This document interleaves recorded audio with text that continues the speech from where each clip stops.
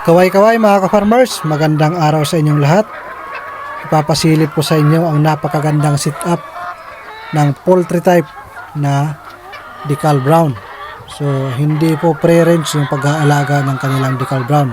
Kadalasan natin nakikita is pre-range, pero ibahin nyo yung ating nakita na bahay ng decal brown. So ang ginawa nila, poultry type sa taas ng fish pan.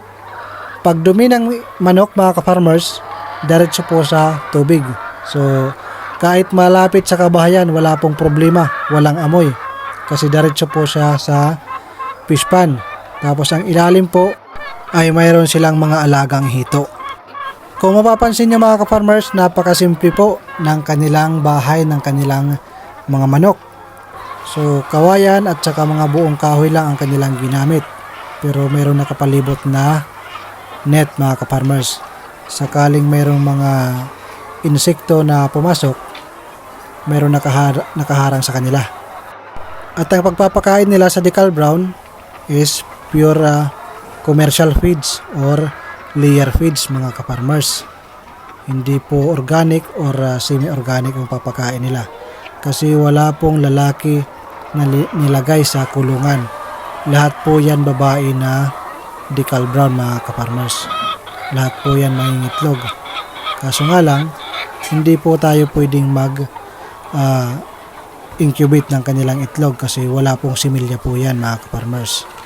Ang purpose po dito is pang araw-araw na consume, pang luto. Ganun lang po ang gamit. Hindi po siya pwedeng i-incubate o gawing sisiw mga ka-farmers. Pero pagdating sa market ng mga itlog, wala namang problema kasi palaging sold out. Kasi alam naman natin yung mga tao pag nakita na brown egg, akala nila organic yung itlog. Ang kagandahan sa decal brown mga ka-farmers, malalaki ang itlog at saka talagang brown na brown. Lahat po ng itlog na lalabas sa kanila. So ayan kikita nyo naman. Lahat po yan brown mga ka-farmers. So napakagandang tingnan. Sa mga hindi pa po nakakaalam, malaki po ang pwedeng kitain po natin sa pag-aalaga ng decal brown. So kung ikaw lang po ay magtatrabaho at sasahod ka lang ng 20,000, mas maganda mag-alaga ka na ng decal brown kahit 100 lang o 100 plus mga ka-farmers. Siguradong mas malaki pa ang iyong kikitain at hawak mo pa ang iyong oras. Pero kailangan mo lang magpuhunan mga ka-farmers. Lahat po naman ng negosyo, kailangan mo magbitaw ng puhunan. So kung mayroon kang puhunan, magkano nga ba ang puhunan sa pagsisimula ng ganitong business mga ka-farmers? Itong decal brown na ito, itong poultry na ito is 200 yung manok dito mga ka-farmers. 200 decal brown mayroon tayo dito ngayon. Naging puhunan po dito is almost 150,000. Kasi yung manok dito is 200, nabili nila ng 400 bawat isa. So nagkakahalaga ng 80,000. At yung mga gamit naman, yung mga cage, yung mga inuman ng manok, yung pakainan nila ng manok, yung PVC na ginamit, lahat dito, yung bubong, yung pako, lahat ng ginamit po dito is almost 70,000 ang kanilang nagastos. Kasi sila lang ang naggawa nito. So napakasimple lang ng kanilang bahay mga ka-farmers. Ang kagandahan lang, nasa ibabaw siya po ng fish pan, kaya napakaganda. Wala po ang amoy mga ka-farmers. Pero mga ka-farmers, kung magpapakain ka dito ng manok, kailangan maingat po kayo.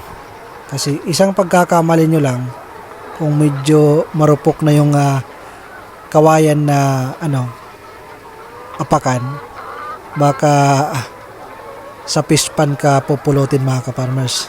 Bawal ka magpakain dito ng medyo lasing ka, baka magkamali ka ng apak, isiguradong sa baba ka o sa tubig ka pupulutin mga ka-farmers. Sa totoo lang mga ka-farmers, ngayon lang ako nakakita ng poultry type na decal brown. Ito pa yung isa mga ka-farmers nakalabas, pero hindi naman lumalayo, dyan lang. Ngayon lang ako nakita ng poultry type na decal brown. Kasi kadalasan kong nakikita pag nag-alaga ng decal brown, organic or semi-organic. So pag-aala lang mga ka-farmers, or free range mga ka-farmers na sa loob ng net. Pero yung kanila kakaiba.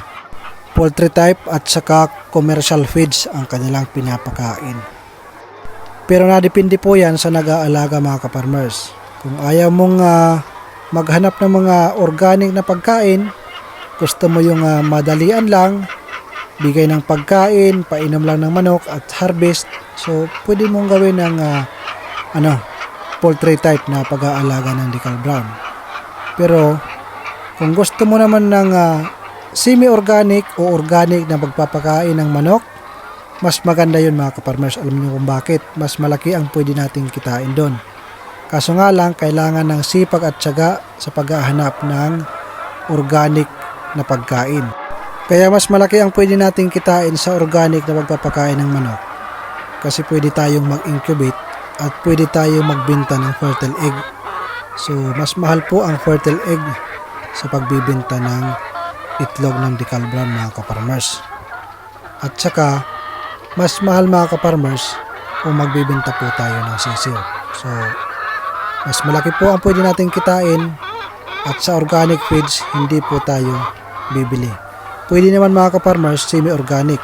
So, 30% na commercial feeds at saka 70% na organic feeds mga ka-farmers. So, paghahaluin po natin.